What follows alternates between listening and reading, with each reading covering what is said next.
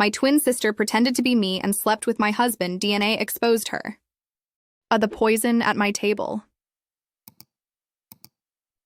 You're nothing but a gold-digging whore who trapped my son. I'll save him from you, whatever it takes. Those were the last words I heard from Margaret Hayes before I collapsed face first into my dinner plate on what should have been a peaceful Tuesday evening. My name is Kimberly Parker. I'm 34 years old, and I work as a forensic accountant in Minneapolis, Minnesota. At exactly 7:23 p.m. on November 15, 2023, I learned that my mother-in-law had been slowly poisoning me for 3 months, and that discovery would change everything. I remember the metallic taste flooding my mouth as my vision blurred. The last thing I saw was my husband, David, rushing toward me, his face a mixture of genuine panic and something else I couldn't quite identify at the time. What I didn't know then was that this moment would expose a conspiracy that went far deeper than one woman's hatred. It would reveal a calculated plan to steal my life, my money, and everything I'd worked for. As the paramedics loaded me into the ambulance, Margaret stood in the doorway of her son's house with what I now recognize as disappointment, not concern. She wasn't sad that I was dying. She was frustrated that her plan wasn't working fast enough. The golden daughter-in-law. Let me take you back to understand how we got here. I met David Hayes 5 years ago at a corporate conference in Chicago. I was presenting on financial fraud detection. Ironically, the very skills that would later save my life. David worked in commercial real estate, and he seemed genuinely impressed by my presentation on uncovering hidden assets. He was charming, successful, and most importantly, he seemed to respect my intelligence and career ambitions. Our courtship was a whirlwind. Within 6 months, we were living together in my downtown Minneapolis condo, a 2,400 square foot space I'd purchased outright with my savings. David moved in gradually, first a few clothes, then his furniture, and finally his entire life. I loved having someone to share my carefully organized world with. Margaret Hayes seemed thrilled when we announced our engagement. She gushed about finally having a daughter, about how successful and accomplished I was. She bragged to her friends about my salary, $127,000 annually, and my growing investment portfolio. She even insisted on helping plan our wedding, which took place at the Guthrie Theater with 200 guests and cost exactly $43,847 that I paid for entirely. The first year of marriage was blissful. Margaret would invite us for dinner every Tuesday, a tradition that started as a sweet gesture. She was an excellent cook, I'll give her that. Her pot roast was legendary in their family, and she took pride in preparing elaborate meals. I appreciated having one night a week where I didn't have to worry about cooking after long days, analyzing financial records for law firms and insurance companies. David and I were talking about starting a family. We'd been trying for about 8 months when I started getting sick. The slow descent began in August with what I thought was food poisoning. Stomach cramps, nausea, and fatigue that would hit me seemingly at random. I'm a methodical person.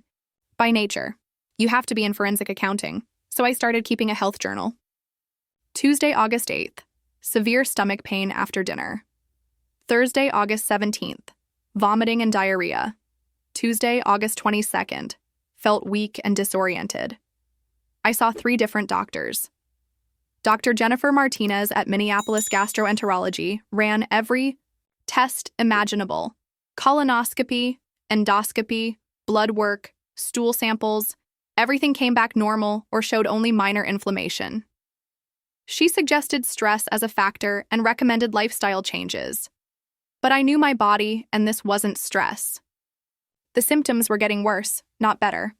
By October, I was losing weight rapidly, 15 pounds in 6 weeks. My thick, dark hair was falling out in clumps.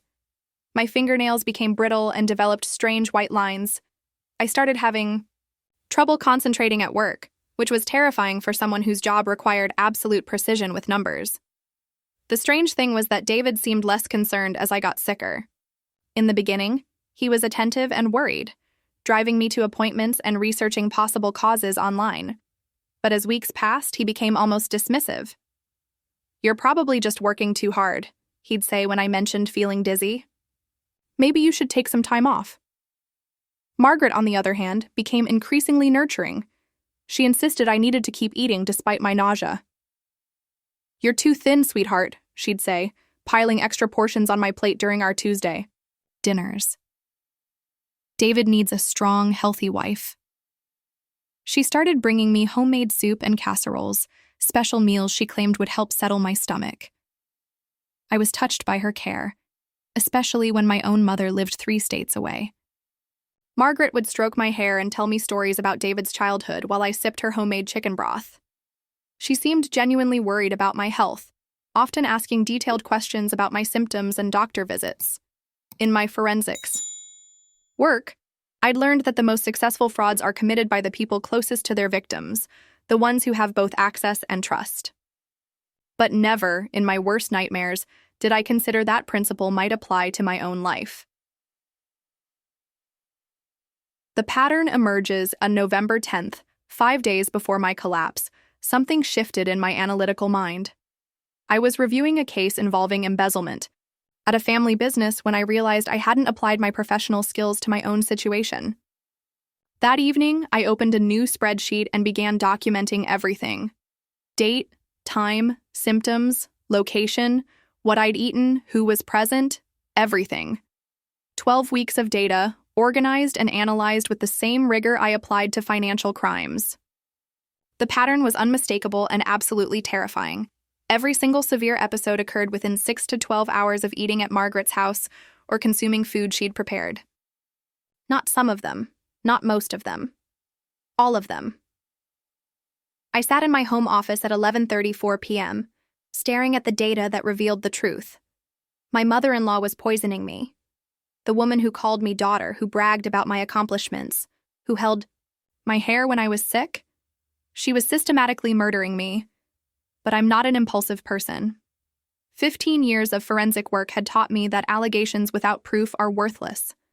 I needed evidence, and I needed to protect myself while gathering it. I began researching poisons that would cause my symptoms. Arsenic was the obvious candidate, easily accessible, tasteless in small doses, and historically used in domestic poisonings. The symptoms matched perfectly: gastrointestinal distress, weight loss, hair loss, neurological issues, and those distinctive white lines on fingernails called Mace's lines. That weekend, I drove to a clinic in St. Paul, where I wasn't known, and paid cash for comprehensive heavy metal testing. I told them I suspected occupational exposure and needed baseline levels established. The results, available in 72 hours, would either confirm my suspicions or prove I was losing my mind. On November 13th, Dr. Rebecca Chen called with results that made my blood run cold.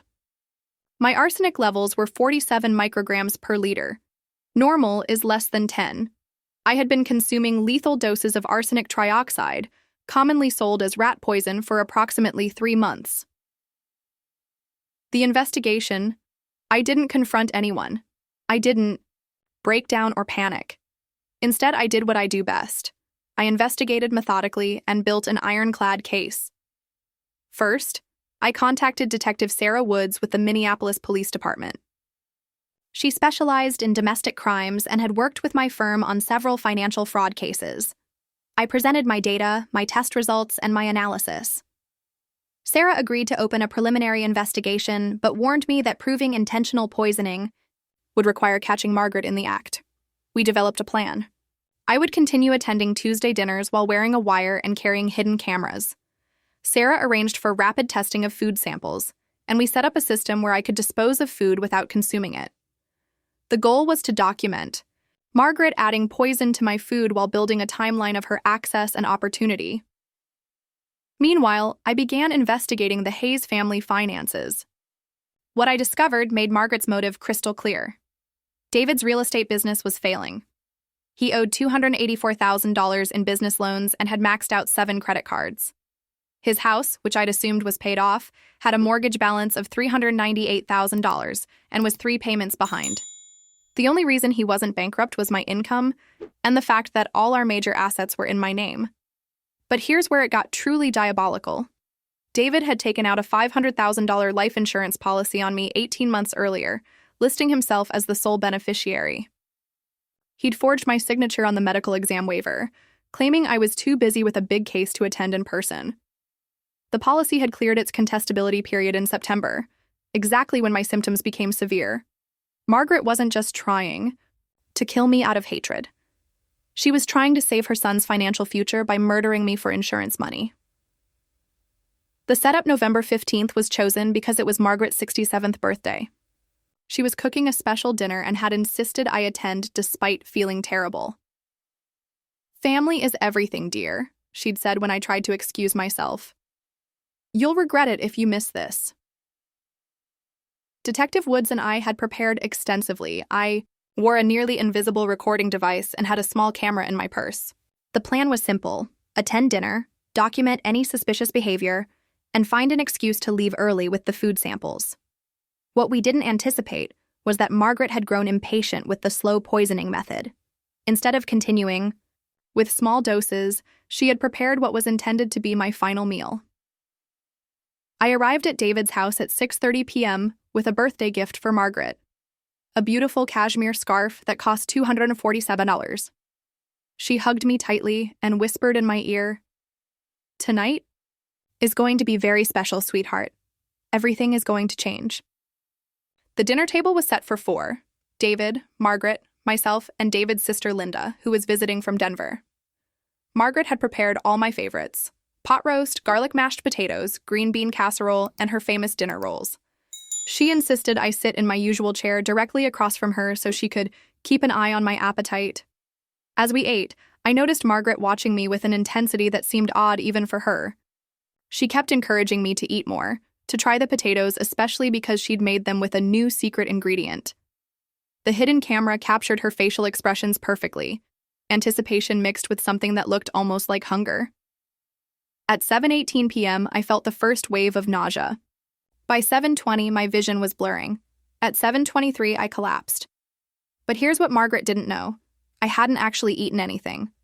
The food on my plate had been carefully pushed around, cut up, and rearranged to look consumed.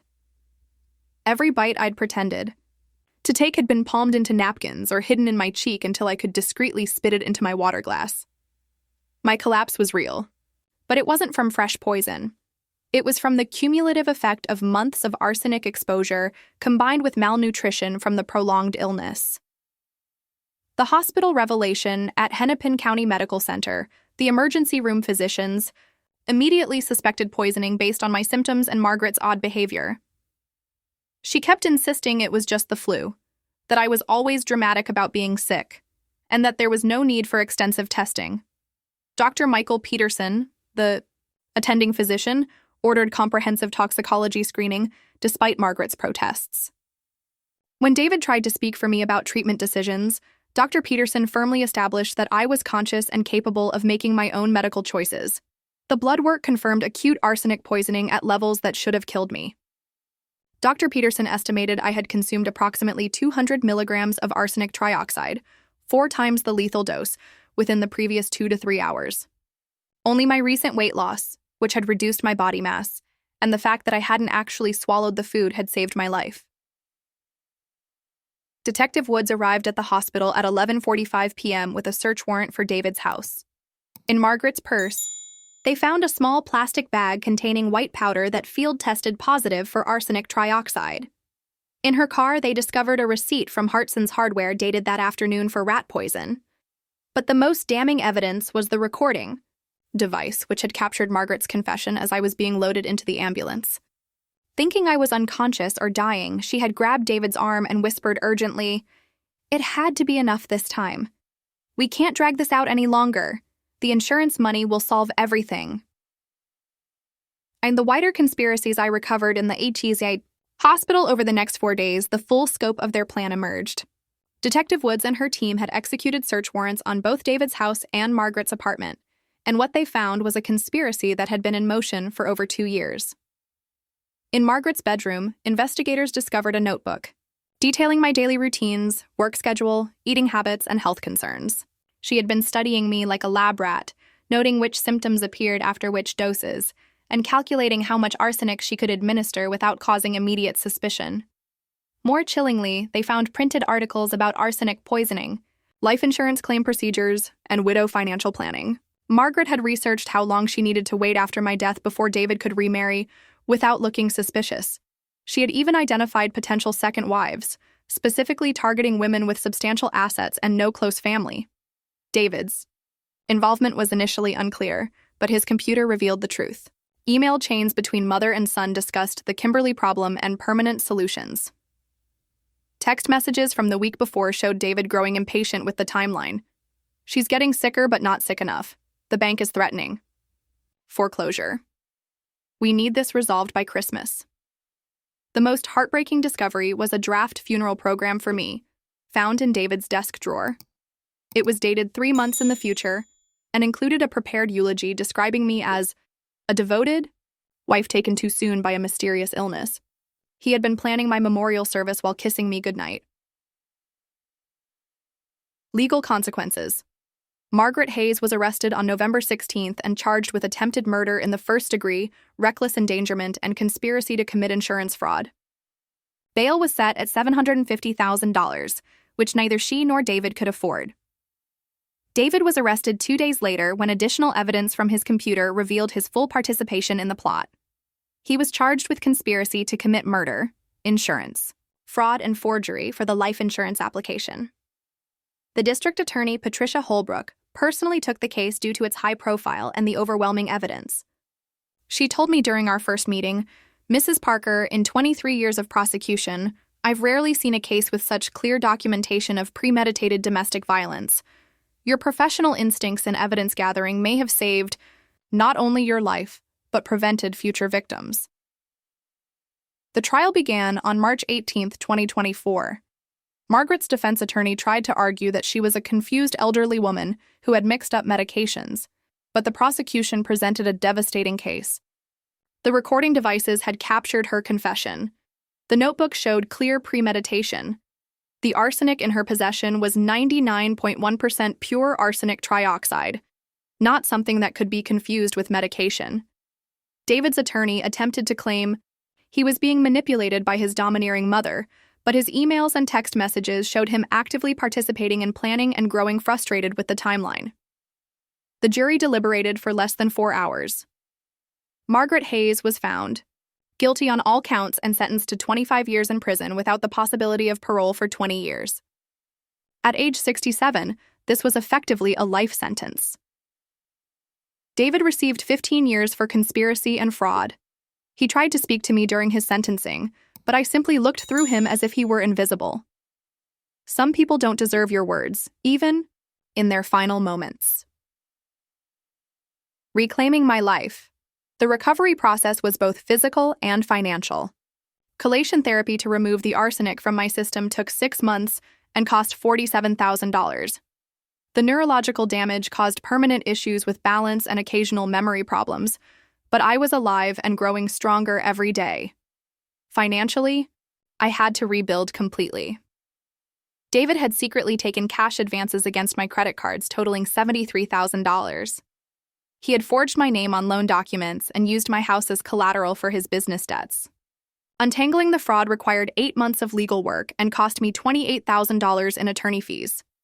The life insurance company, Mutual Assurance Partners, not only voided David's fraudulent policy, but paid me a $50,000 settlement to avoid a lawsuit for their failure to verify my signature on the medical waiver. They also provided documentation that helped prosecutors prove the financial motive for my attempted murder. I sold David's house to pay off his debts and protect my own credit rating. The sale netted $127,000 after paying off the mortgage and liens, which I donated entirely to the Minnesota Coalition Against Domestic Violence. The unexpected ally. During the investigation, David's sister Linda became an unexpected ally. She had been horrified to learn about the poisoning plot and had suspected something was wrong for months. Linda testified for the prosecution, revealing family conversations where Margaret had expressed hatred for me, and David had seemed unusually interested in life insurance procedures. Linda also revealed something that changed my perspective on the entire situation. Margaret had done this before. David's first wife, Jennifer, had died 7 years earlier from what was ruled a heart attack at age 29. Jennifer had been healthy, athletic, and had no family history of heart problems. She had also been wealthy, a successful pharmaceutical sales representative with substantial life insurance. Jennifer's death had made David a wealthy widower, but he had burned through her insurance money in bad investments and gambling debts within 3 years. Margaret had encouraged him to find another successful woman to marry, and that's how he had targeted me. Detective Woods reopened Jennifer's case, and her body was exhumed for testing. The results showed chronic arsenic exposure over approximately 6 months before her death. Margaret Hayes was subsequently charged with Jennifer's murder, and David was charged as an accessory after the fact. Justice served Margaret's additional murder charge resulted in a plea bargain. In exchange for avoiding the death penalty, she confessed to killing Jennifer Hayes and provided details about how she and David had selected and stalked their victims. She received life in prison without the possibility of parole. David, faced with overwhelming evidence in both cases, accepted a plea deal for 45 years in prison. He would be 78 years old before becoming eligible for parole, if he lived that long. During her confession, Margaret revealed the cold calculation behind their crimes. They specifically targeted successful professional women who worked long hours and had limited family connections. They looked for women who were financially independent but emotionally isolated, making them both valuable targets and less likely to have people who would investigate suspicious deaths. I had been their third victim. Jennifer was the second. The first was David's girlfriend from college, Patricia Manning, who had died in a suspicious car accident in 2011 after dating David for 2 years. Patricia had been a software engineer with a substantial 401k and life insurance through her SAO employer. Her brake lines had failed, but the investigation had been cursory, and David's connection to her death was only discovered during the current investigation. Moving forward today, 18 months after that terrible Tuesday evening, I live in a new house in a different neighborhood. It's a beautiful colonial-style home with a large garden where I grow vegetables, something I never thought I'd enjoy, but there's something healing about nurturing life from the soil. I still work as a forensic accountant, but I've specialized in cases involving domestic financial abuse. My experience has given me insights that help other victims understand how their finances were manipulated and what evidence they need to protect themselves legally. I've testified before the Minnesota State Legislature about the need for better oversight of life insurance applications and mandatory waiting periods for policies taken out by spouses. The Kimberly Parker Insurance Protection Act was passed in September 2024 and requires in-person verification for any life insurance policy over $100,000. I never remarried, and honestly, I'm not sure I ever will. The betrayal by someone I loved and trusted completely changed how I view relationships. But I don't live in fear. If anything, I'm more confident than ever because I survived the worst thing I could imagine and came out stronger. Reflections on trust and justice people often ask me how I didn't see the signs, how David fooled me so completely. The truth is that skilled manipulators are experts at exactly that, manipulation.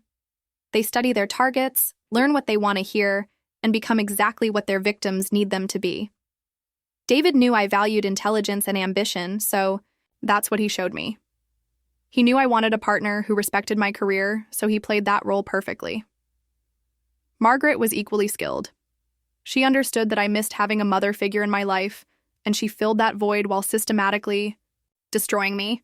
The most successful predators are the ones who give you exactly what you're missing while slowly taking everything you have. But here's what I've learned. Trust isn't a weakness, and being victimized doesn't make you a victim. I chose to trust people who seemed worthy of trust. They chose to abuse that trust for money. Those choices define their character, not mine. The justice system worked exactly as it should have. Evidence was collected properly, laws were followed, and guilty people were held accountable for their crimes. Margaret Hayes and David Hayes will spend the rest of their lives in prison because they chose to commit murder for insurance money. That's not my fault, and it's not my shame to carry. Final thoughts. If there's one thing I want people to understand from my story, it's the importance of paying attention to patterns and trusting your instincts. My professional training in fraud detection literally saved my life, but the real key was applying those skills to my personal situation. When something doesn't add up, whether it's financial records at work or symptoms in your own body, investigate.